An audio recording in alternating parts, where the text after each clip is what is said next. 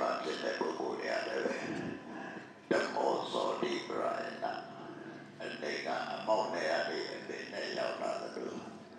ရသော်ပြပွင့်လာတယ်အပူပြီးတော့ကျမ်းသာလာတာဒီကျိုးရရတယ်တန်တရားတွေမှာနေခြင်းနဲ့ဆိုတဲ့ပုဂ္ဂိုလ်တွေ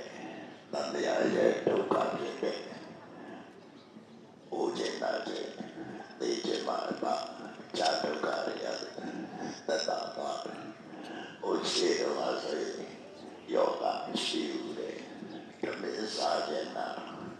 ရှိအောက်ခြင်းနာဝေယောဂလို့သတ်မှတ်။ကုကေလို့ကုကေဆိုတော့ဓမ္မစာခြင်းနာယောဂလို့ဆိုရင်ဘယ်လိုလုပ်ကုမလဲ။ကုလို့မရဘူးဒါကြောင့်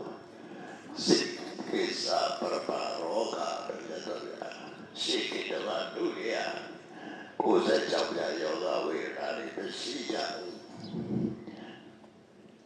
သာသာကျနာနဲ့အိတ်ချင်နာတို့အဲ့တော့ကိုယ်ယောဂလို့သတ်မှတ်ပြီးတော့နေကြတာကိုယ်ကိစ္စဒုရယမဲအိတ်တော်မဲချင်အိတ်မပြောတဲ့ညတွေတော့များနေတယ်အိတ်ချင်နာနဲ့ယောဂတဲ့ကိုယ်ကိစ္စယောဂမရှိတော့အဲ့တော့ဘဝမှာဒီပြောတဲ့ဘဝသို့တော့တန်တရားတွေမှာရတာတဲ့ဘဝ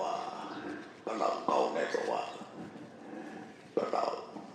ဘုဒ္ဓဂုတေသောအတုဝတိဘလောက်ပြည့်စုံတဲ့ဘဝပဲဖြစ်ဖြစ်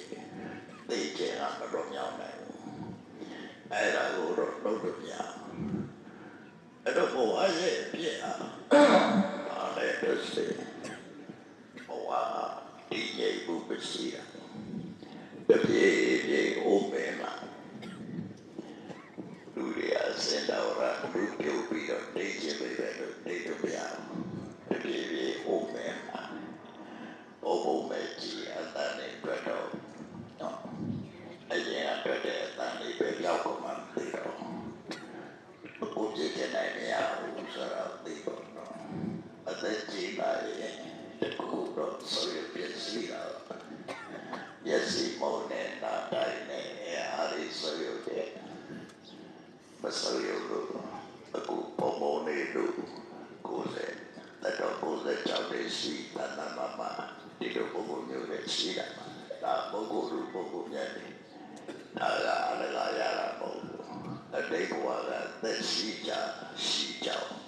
ကုသိုလ်ကောင်းမှုတွေကျမ်းမာရာကျမ်းမာကြောင်းကုသိုလ်ကောင်းမှုတွေနဲ့ပြည့်စုံတဲ့လို့လုပ်ခဲ့လို့ရတဲ့အခြေအနေတရားသာဖြစ်တယ်အာယုသဝတ္တိကပတိကနာ